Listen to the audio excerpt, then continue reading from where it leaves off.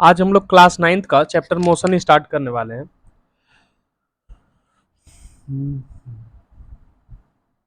देखिए होता क्या है कि स्टेट्स ऑफ रेस्ट, रेस्ट किसको बोलते हैं हम लोग पहले समझते हैं।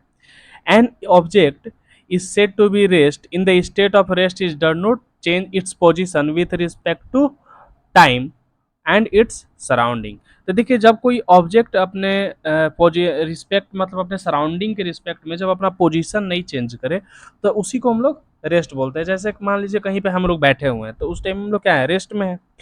अगर कोई ऑब्जेक्ट कहीं भी चेयर रखा हुआ है, जब तक आप उसको मूव न कराए तो वो क्या है, वो रेस्ट में है। एंड मोशन हम लोग समझते हैं कि मोशन किसको बोलते हैं। The state of motion, an object is said to be in the state of motion if it's change position with respect to time and surrounding. तो कब किसी भी ऑब्जेक्ट को मोशन हम लोग कब बोलते हैं, जब वो ऑब्जेक्ट अपने सराउंडिंग के साथ मतलब अपने सराउंडिंग के रिस्पेक्ट में अपना पोजीशन चेंज कर रहा हो। जैसे हम लोग अपने स्कूल जाते हैं, कॉलेज जाते हैं, तो जहाँ भी जाते हैं तो हम लोग चल कर जाएंगे, बाइक से जाएंगे, कार से जाएंगे, तो वो सब क्या है, वो सब हम लोग मोशन के थ्रू जाते हैं, मूवमेंट करते हुए जाते हैं। तो वही हमारा मोशन है। Motion can be different types depend upon the types of path by which the object is going through. अब देखिए मोशन थ्री टाइप्स के होते हैं। यहाँ पे अगर हम लोग क्लास 9th में देखें तो ज़्यादा नहीं पढ़ना है, उसको थ्री टाइप्स में देखते हैं। थ्री टाइप्स में देखते हैं। सर्कुलर मोशन, जैसे फर्स्ट है सर्कुलर मोशन, सर्कुलेटरी या सर्कुलर मोशन कह सकते हैं। ये सर्कुलर पाथ में जैसे हमारा अर्थ के चारों तरफ हमारा मून घूम रहा है, ओके, जैसे हमारे सन के चारों तरफ हमारा अर्थ घूम रहा है, तो ये सब क्या है, ये हमारा सर्कुलर मोशन है जो ये सब करते हैं। एक होता है लीनियर मोशन। लीनियर मोशन हमारा स्ट्रेट लाइन पाथ में होता है। जैसे हम लोग किसी भी स्ट्रेट वे में चलते हैं, जैसे आप इस एग्जांपल में देख सकते हैं कि ये जो लड़का है एकदम स्ट्रेट वे में इस बॉल को फेंक रहा है, तो ये क्या है, एक लीनियर मोशन है जो किसी स्ट्रेट लाइन में चले, ठीक है। अब आता है हमारा ऑसिलेटरी और वाइब्रेटरी मोशन। इसमें क्या था, to and fro path with respect to origin. जैसे हम लोग पेंडुलम देखते हैं घड़ी में, जो पेंडुलम क्या करता है, टू एंड प्रो इधर इधर से जाएगा फिर इधर जाएगा। जैसे ए से आप देख सकते हैं कि बी पे रहता है ऐसे, जब वो मूव करेगा तो बी से ए जाएगा, फिर ए से बी, फिर बी से सी। तो इसी को हम लोग बोलते हैं ऑसिलेटरी मोशन। अब हमारा अगर हम लोग फिजिकल क्वांटिटी की बात करें ना, जिससे फिजिकल क्वांटिटी किसको बोलते हैं, जिससे हम लोग किसी भी चीज़ को मेजर करते हैं, तो उसको हम लोग फिजिकल क्वांटिटी बोलते हैं। तो फिजिकल क्वांटिटी में हमारा दो क्वांटिटी आता है, एक स्केलर क्वांटिटी आएगा, एक वेक्टर क्वांटिटी आएगा। अब स्केलर क्वांटिटी किसको बोलते हैं, देखिए, the physical quantity having magnitude but no direction are called scalar quantity. बस इसमें क्या होता है ना कि बस मैग्नीट्यूड होता है, डायरेक्शन नहीं होता है। जैसे डिस्टेंस और स्पीड, अगर बताइए कि अगर हम लोग 40 की स्पीड में कहीं भी जा रहे हैं, कोई गाड़ी का स्पीड है, तो उसमें हम लोगों को कोई से पूछता है कि तुम कितनी स्पीड से आए हो, क्या कितनी स्पीड से गए थे, तो उसमें तो डायरेक्शन का कोई मतलब नहीं है। वहां पास मैग्नीट्यूड पूछ रहा है कि कितने, तो बताएंगे कि 70 की स्पीड में गए हैं, 80 की स्पीड में गए हैं, या कितना हम लोग डिस्टेंस ट्रेवल किए। अगर कहीं भी जाना, मान लीजिए दिल्ली जाना है, तो वहां से पूछता है कि कितना डिस्टेंस है यहाँ से, अपने अपने मान लीजिए अपने प्लेस से कितना डिस्टेंस है दिल्ली का। तो डिस्टेंस में तो पूछ नहीं रहा हो कि किस डायरेक्शन में हम लोग जा रहे हैं, वहां बस मैग्नीट्यूड से है मतलब। जैसे आप सिंपल वे में समझिए ना कि आप मार्केट में जाते हैं, किसी चीज़ को लेते हैं, जैसे शक्कर हो गया, किसी भी चीज़ को ले रहे हैं, शुगर हो गया, तो बोले क्या 5 kg भैया शुगर दे दीजिए, तो उसमें डायरेक्शन नहीं है, उसमें बस मैग्नीट्यूड है। मैग्नीट्यूड क्या है, 5 kg। वही जो बोले कि 5 kg दे दीजिए, 10 kg दे दीजिए, तो यही ना मैग्नीट्यूड है। इसमें तो डायरेक्शन नहीं बोल रहा है ना कि ईस्ट में दीजिए या वेस्ट में दीजिए। तो स्केलर क्वांटिटी उसको बोलते हैं जिसमें हम लोगों का बस मैग्नीट्यूड होता है, डायरेक्शन का उसको किसी चीज़ से मतलब नहीं है। अब आता है हमारा vector quantity. The physical quantity having magnitude and direction are called vector quantity. जिसमें हमारा मैग्नीट्यूड और डायरेक्शन दोनों हो, उसको हम लोग वेक्टर क्वांटिटी बोलते हैं। जैसे डिस्प्लेसमेंट हो गया, वेलोसिटी हो गया। जैसे मान लीजिए कोई बोलेगा कि राम गोज टू, जैसे क्या बोले हम लोग कि मतलब कोई भी किसी भी डायरेक्शन में जाता है तो हम लोग बताते हैं कि वो ईस्ट में जा रहा है, वेस्ट में जा रहा है, या डिस्प्लेसमेंट बताए थे जिसमें डायरेक्शन साथ साथ हो, तो उसी को हम लोग क्या बोलते हैं, वेक्टर क्वांटिटी बोलते हैं। ठीक है? जैसे अब आता है हमारा एक डिस्टेंस और डिस्प्लेसमेंट, ठीक है। डिस्टेंस क्या होता है, डिस्टेंस वो एक्चुअल पाथ होता है जिसको हम लोग पूरा चलते हैं। जैसे मान लीजिए आपने किसी भी अपने घर से स्कूल गए, और स्कूल गए तो पूरा जो आप लेंथ कवर किए, वो ही क्या है, डिस्टेंस है। जैसे इस फिगर में आप समझिए, यहाँ पे क्या है, एक इनिशियल पॉइंट आप ए को देख रहे हैं, यहाँ पे इनिशियल पॉइंट ए। अब यहाँ से क्या है ना कि ए जो मूव करते करते जा रहा है, एकदम रास्ता तो एकदम स्ट्रेट होता नहीं है, एकदम देखिए यहाँ से मूव करते करते जा रहे हैं, यहाँ पे बी के पास जा रहा है, ठीक है। तो ये हमारा हो गया पूरा डिस्टेंस हो गया। अगर हम लोग इसका डिस्प्लेसमेंट देखें तो ये जो शॉर्ट डिस्टेंस दिख रहा है ना इनिशियल से फाइनल तक का, यहाँ से ये शॉर्ट डिस्टेंस हो गया। तो शॉर्ट डिस्टेंस को ही हम लोग डिस्प्लेसमेंट बोलते हैं, और जो पूरा वो पोजीशन चलता है उसको डिस्प्लेसमेंट बोलते हैं। एक चीज़ और है, डिस्प्लेसमेंट मान लीजिए कि अगर किसी भी सर्कल में हम लोग चल रहे हैं, तो जहाँ से स्टार्ट किया अगर वहीं पे पहुंच गए तो उसका जो लेंथ होगा तो होगा, लेंथ कभी भी हमारा निगेटिव नहीं आता है या जीरो नहीं आएगा, लेकिन हमारा जो डिस्प्लेसमेंट है उसका जीरो आ जाएगा। अगर आप किसी भी पॉइंट से चलना स्टार्ट करते हैं और फिर उसी पॉइंट पर आकर आप रुक जाते हैं जहाँ से स्टार्ट किया था, तो वो क्या हो गया, उसका डिस्प्लेसमेंट जीरो हो गया। अब देखिए क्या बोल रहा है, the path length distance the actual path of the length travel by the object during its journey from its initial position to final is called distance. इसमें क्या बोल रहा है ना कि जो भी एक्चुअल पाथ, जैसे आप अपने स्कूल जा रहे हैं घर से, तो जितना आप एक्चुअल पाथ कवर किए हैं ड्यूरिंग इट्स जर्नी, अपने जर्नी में, फ्रॉम इट्स इनिशियल पोजीशन किसको बोलते हैं, जहां से आप स्टार्ट किए हैं, जहां से हम लोग कोई भी प्लेस के स्कूल जाने के लिए स्टार्ट किए, जैसे घर से स्टार्ट किए तो घर हमारा क्या हो गया, इनिशियल पोजीशन हो गया, टू द फाइनल पोजीशन, जैसे स्कूल गए तो वो हमारा क्या हो गया, final position is called distance. तो हमारे घर से समझिए कि स्कूल जाने में जितना हम लोग जितना पाथ पे चलते हैं, जितना लेंथ को कवर करते हैं एक्चुअल में, वही हमारा क्या है, डिस्टेंस है। अब distance is the scalar quantity, इसमें इसको डायरेक्शन से कोई मतलब नहीं है। हम लोग क्या बोलते हैं कि 5 किलोमीटर से चल के आ रहे हैं, किस डायरेक्शन से आ रहे हैं उससे उसको कोई मतलब नहीं है। Which require only A magnitude, जैसे कितना किलोमीटर चले तो 5 किलोमीटर चले, तो ये हमारा मैग्नीट्यूड हो गया, लेकिन इसमें डायरेक्शन नहीं पूछेगा। तो इस डिस्टेंस हमारा जो होता है वो स्केलर क्वांटिटी होता है, जिसमें सिर्फ मैग्नीट्यूड का जरूरत होती है, डायरेक्शन का कोई जरूरत नहीं होता है। जैसे एग्जाम्पल समझिए ना, मंजू ट्रेवल 65 किलोमीटर, मंजू जो है ट्रेवल कर रहा है 65 किलोमीटर, इसमें कहीं भी डायरेक्शन दिख रहा है क्या, कोई डायरेक्शन नहीं दिखेगा। अब जैसे सेकंड नंबर में देखते हैं कि distance is measure by the odometer in vehicles. अब व्हीकल्स में तो देखते हैं ना कि कितना डिस्टेंस मेजर किया, कितना गाड़ी चला, तो वो जो मीटर दिखाता है उसी को ऑडोमीटर कहते हैं। तो वही डिस्टेंस जो है व्हीकल सिस्टम में ऑडोमीटर के थ्रू हमारा मेजर किया जाता है। अब देखते हैं हम लोग डिस्प्लेसमेंट के बारे में। देखिए डिस्प्लेसमेंट क्या है, it is the short distance between the initial and the final position of A object. ये क्या है, शॉर्ट डिस्टेंस है between initial and final position of the object. जैसे मान लीजिए ना कि आप अपने स्कूल से, हम लोग तो अभी देखें कि अपने घर से आप स्कूल गए तो पूरे कितना बाई रोड जा रहे हैं आप, तो वो हो गया आपका डिस्टेंस। अगर मान लीजिए उसी का अगर कोई शॉर्ट रास्ता है जिससे आप उससे भी इजी में पहुंच के गए, तो वो क्या हो गया, डिस्प्लेसमेंट हो गया। उससे अगर आप नहीं समझ रहे तो यहाँ पे समझिए, इस फिगर को देखिए, यहाँ पे इनिशियल पॉइंट है ए, ठीक है। अब यहाँ से मान लीजिए कि ए से स्टार्ट करता है कोई बॉडी, यहाँ पे देखिए एरो दिख रहा होगा जाने का, यहाँ से स्टार्ट करता है बी पे, तो जब बी पे आता है ना, ए से जब बी पे आ रहा है तो यहाँ से ये पूरा सर्कल घूमते हुए जाएगा, तो ये हो गया डिस्टेंस। लेकिन अगर हम लोग डिस्प्लेसमेंट की बात करें तो यहाँ से आप रेड लाइन जो देख रहे होंगे, ए से बी ये डायरेक्ट चला जा रहा है, ये जो शॉर्ट डिस्टेंस है ए से बी तक का, यही है आपका डिस्प्लेसमेंट। फिर से समझिए, ए से जो एरो जा रहा है ऐसे यहाँ तक बी तक, ये क्या है, हमारा डिस्टेंस है।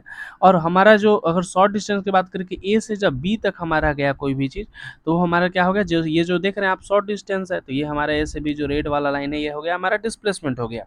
अगर ये भी समझ सकते हैं कि ए से अगर यही चीज़, अगर कोई भी मान लीजिए हम लोग ए से चले और बी से होते हुए फिर से हम लोग अगर ए पे आ गए ना, जहाँ से चले थे वहीं पे आ गए, तो हमारा डिस्प्लेसमेंट जीरो हो गया।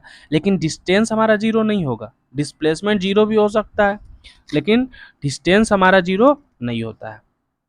तो क्या बोल रहा है, displacement is the shortest distance between the initial and the final position of the object. Note, अब देखते हैं, the short distance between two point in a straight line. Displacement किसको बोलते हैं कि the short distance between two points in a straight line. Displacement is the vector quantity. हम लोगों ने देखा था ना कि जो हमारा डिस्टेंस होता है वो क्या होता है, स्केलर क्वांटिटी होता है, उसमें बस मैग्नीट्यूड का जरूरत होता है, डायरेक्शन का कोई जरूरत नहीं होता है। कहीं भी डिस्टेंस के लिए अगर हम लोग जाते हैं स्कूल से, अगर आपका घर का डिस्टेंस देखा जाए तो मान लीजिए 5 किलोमीटर है, तो वहाँ पे पूछ नहीं रहा है कि वो किस डायरेक्शन में है, तो वो हो गया हमारा डिस्टेंस। अगर मान लीजिए अगर हम लोग बताते हैं कि हमारा अगर किस डायरेक्शन में है, ठीक है, अगर कितना 5 किलोमीटर टू आर्थ ईस्ट, टुवर्ड वेस्ट, अगर हम लोग डायरेक्शन बताते हैं मैग्नीट्यूड के साथ साथ तो वो हमारा डिस्प्लेसमेंट हो गया। तो जहाँ पे मैग्नीट्यूड और डायरेक्शन दोनों आए उसको हम लोग क्या बोलते हैं, डिस्प्लेसमेंट बोलते हैं। तो displacement is the vector quantity which require both magnitude and direction it's explanation.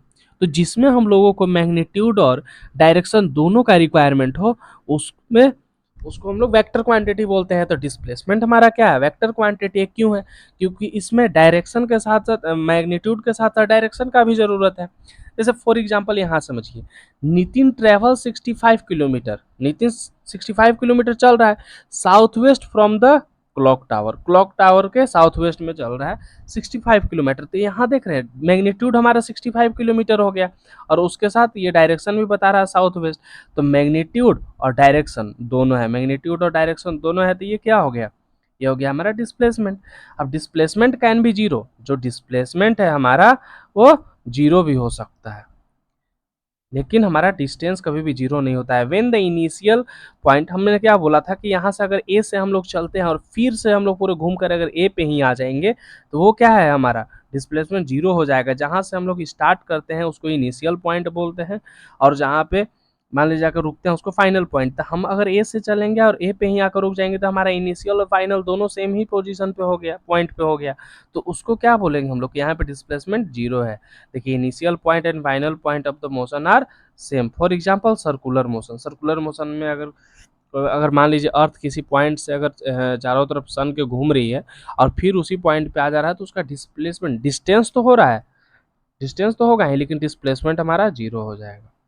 अब देखते हैं वेक्टर एंड स्केलर, ये स्पीड और वेलोसिटी।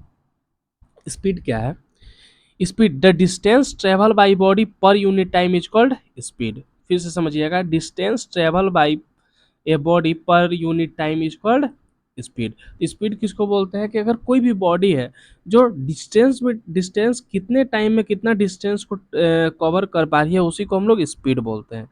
फिर से समझिए किसको बोलते हैं, कि कोई भी ऑब्जेक्ट या कोई भी बॉडी कितना डिस्टेंस को कवर कर रही है पर यूनिट टाइम में उसी को हम लोग स्पीड बोलते हैं। जैसे स्पीड, देखिए स्पीड इज इक्वल टू क्या है, distance travel by time taken.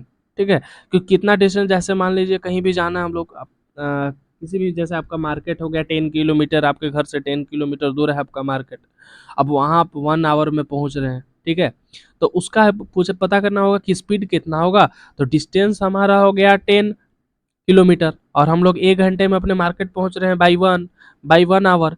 तो हमारा स्पीड कितना हो गया, 10 किलोमीटर पर आवर। ठीक है, तो डिस्टेंस कितना ट्रेवल किए, जैसे 10 किलोमीटर मार्केट का हमारा है और टाइम इसको लगा 1 आवर जाने में मार्केट, तो ये कितना हो गया 10 टू दी, हमारे स्पीड पूछेगा तो कितना होगा 10 kilometre per hour.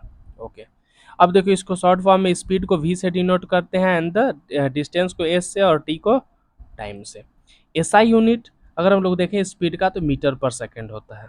SI unit क्या होता है, मीटर पर सेकेंड। वेलोसिटी अब देखते हैं, distance travel by body per unit time in A given direction. देखिए फॉर्मूला जो मतलब इसका जो डिफिनेशन है स्पीड से एकदम सेम है। इसमें भी क्या है, distance travel by body per unit time in A given direction.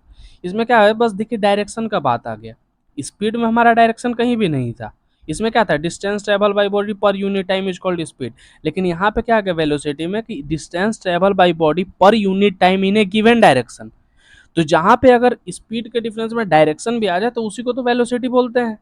Distance travel by body per unit time in A given direction is called velocity. तो वेलोसिटी इज इक्वल टू क्या होता है, यहाँ पे स्पीड में देखे थे कि distance travel by time taken था ना, तो इसमें क्या होता है velocity is equal to displacement by time. क्यों है डिस्प्लेसमेंट, क्योंकि वेलोसिटी हो गया हमारा वेक्टर क्वांटिटी, क्योंकि यहाँ पे क्या है डायरेक्शन और मैग्नीट्यूड दोनों आ जाएगा।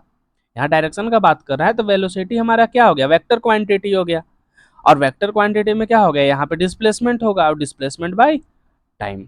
ओके, नोट देखते हैं, velocity is the vector quantity, it's value change when the either its magnitude और द डायरेक्शन चेंज। लेकिन अब देखिए कि हमारा वेलोसिटी तो हमारा वेक्टर क्वांटिटी है, और वेलोसिटी का वैल्यू कब चेंज होता है, अगर किसी भी चीज़ में मान लीजिए अगर मैग्नीट्यूड चेंज हुआ तब पर भी वेलोसिटी चेंज हो जाएगा। मैग्नीट्यूड चेंज हुआ तब पर भी वेलोसिटी चेंज हो जाएगा, और डायरेक्शन भी चेंज हुआ तो भी वेलोसिटी हमारा चेंज होगा। तो दो कंडीशन में हमारा वेलोसिटी चेंज हो सकता है, पहला मैग्नीट्यूड चेंज होगा तो वेलोसिटी चेंज हो जाएगा, और दूसरा डायरेक्शन चेंज होगा तो भी हमारा वेलोसिटी चेंज हो जाएगा। It can be positive.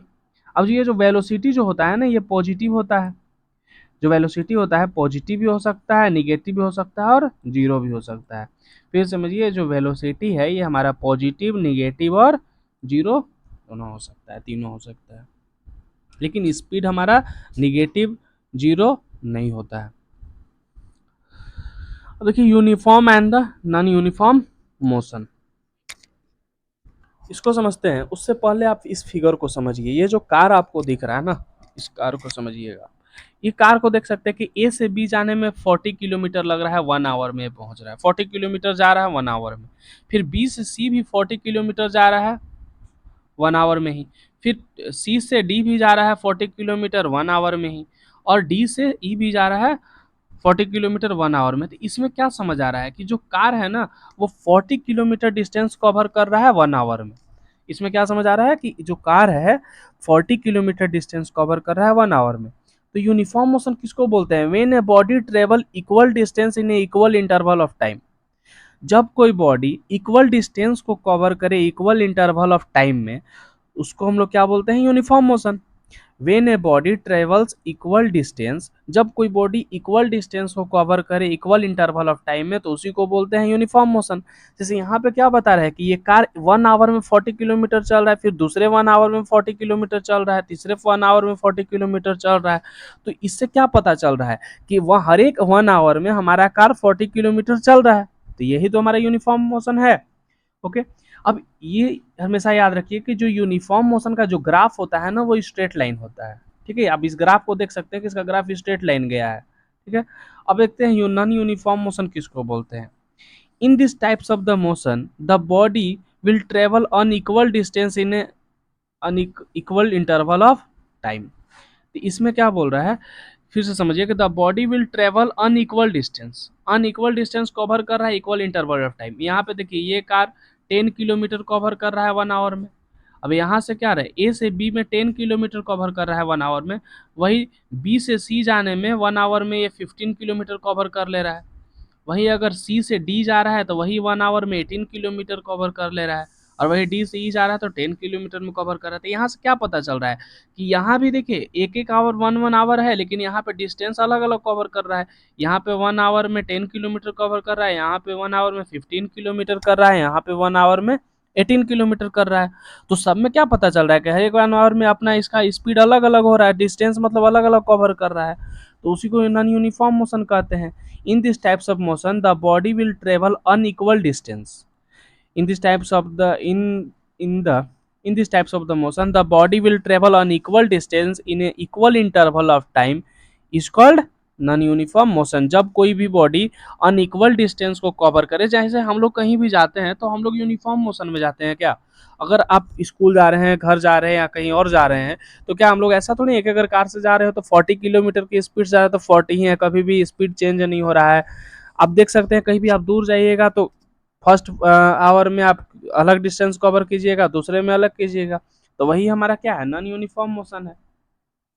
Continuous increasing in the slope of the curve indicate the acceleration method. The speed of the body is increasing with the time. तो ये जो हमारा नॉन यूनिफॉर्म, बस इतना याद रखिएगा कि यूनिफॉर्म मोशन का ग्राफ स्ट्रेट लाइन में होता है, नॉन यूनिफॉर्म मोशन का कर्व में होता है। तो आगे देखते हैं एक्सेलरेटेड मोशन। एक्सेलरेटेड मोशन किसको बोलते हैं? When the body increase with time, when the speed of the body, when speed of a body increase with time. देखिए, एक्सेलरेटेड मोशन किसको बोलते हैं? जब कोई बॉडी का स्पीड टाइम के साथ बढ़े। जब भी कोई बॉडी का स्पीड टाइम के साथ बढ़े उसको एक्सेलरेटेड मोशन बोलते हैं। जब भी कोई बॉडी का स्पीड जब भी कोई बॉडी का स्पीड टाइम के साथ इंक्रीज करे तो उसको एक्सेलरेटेड मोशन बोलते हैं। जैसे इस ग्राफ में आप देख सकते हैं कि टाइम के साथ हमारा वेलोसिटी इसमें बढ़ते जा रहा है, स्पीड बढ़ते जा रहा है, तो उसी को हम लोग एक्सेलरेटेड मोशन बोलेंगे। The slope of the V and T graph given acceleration, the slope of above the graph is constant so that the above graph represent the uniformly accelerated motion. अब डीएसलरेटेड मोशन किसको बोलते हैं? When the speed और the motion of a body decrease with time.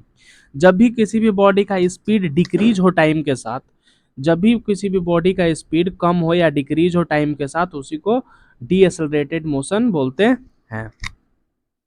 आगे देखते हैं, if the body is executing a uniform motion then there will be the constant speed. अगर देखिए सोचिए कि कोई भी बॉडी यूनिफॉर्म मोशन में चल रहा है, यूनिफॉर्म मतलब अगर आप कार को स्टार्ट किए 50 किलोमीटर की स्पीड से चल रहे हैं तो 50 पे ही रख रहे हैं, तो वो क्या है? उसका कांस्टेंट स्पीड है। If the body is travelling with the non uniform motion then the speed will not remain uniform. अगर हम लोग कहीं भी जा रहे हैं, मान लीजिए ट्रेवल कर रहे हैं, तो हमारा स्पीड तो हमेशा कांस्टेंट रह नहीं सकता है, चेंज होगा, कभी ज़्यादा होगा कभी कम होगा। तो उस टाइम हमारा क्या है, वो हमारा नॉन यूनिफॉर्म मोशन है। अब आते हैं, हम लोग देखते हैं असलरेशन और रिट्राडेशन किसको बोलते हैं। सबसे पहले हम लोग असलरेशन समझते हैं। असलरेशन क्या है? Acceleration is the seen in the non uniform motion, its can be defined as the rate of change of velocity with time. तो देखिए असलेशन का एकदम सिंपल डिफिनेशन ये है ना, कि आप इसको याद कर सकते हैं, rate of change of velocity with time. जब टाइम के साथ वेलोसिटी चेंज हो, जब टाइम के साथ वेलोसिटी चेंज हो तो उसी को असलेशन बोलते हैं। Rate of change of velocity with time, जब टाइम के साथ हमारा वेलोसिटी चेंज होता है तो उसी को असलेशन बोलते हैं। असलेशन निकालने का क्या फॉर्मूला होता है? Change in velocity by time. Change in velocity by time, acceleration को हम लोग ए से डिनोट करते हैं। और इसका क्या फॉर्मूला है? v minus U by T. v minus you मतलब क्या हुआ? Final velocity. v को फाइनल वेलोसिटी से डिनोट करते हैं और u को इनिशियल वेलोसिटी से डिनोट करेंगे। फाइनल वेलोसिटी कहाँ है, वो किसको बोलेंगे? जब अगर कोई भी बॉडी अगर चला और वो अपने फाइनल पोजीशन पे पहुंच गया तो उसको फाइनल वेलोसिटी बोलेंगे, और जहां से वो स्टार्ट किया था उसको इनिशियल वेलोसिटी बोलेंगे। Okay, where v is the final velocity and the u is the initial velocity। और if v is greater than u, जब फाइनल वेलोसिटी हमारा इनिशियल वेलोसिटी से ज़्यादा होगा तो देन द एक्सेलरेशन हमारा क्या आता है? पॉजिटिव आता है। इसी को एक्सेलरेशन बोलते हैं। जब हमारा velocity final velocity initial velocity से ज़्यादा होगा, जब भी हमारा फाइनल वेलोसिटी इनिशियल वेलोसिटी से ज़्यादा होगा तो उसको हम लोग एक्सेलरेशन बोलेंगे। अब देखते हैं रिटार्डेशन और डी एक्सेलरेशन किसको बोलते हैं। Deceleration, deceleration is the seen in the non uniform motion during the decreasing in velocity. यहाँ पे क्या था हमारा? Rate of change of velocity with time acceleration था। अब देखिए इसको रिटार्डेशन या डी एक्सेलरेशन किसको बोलते हैं? Decreasing in velocity with time.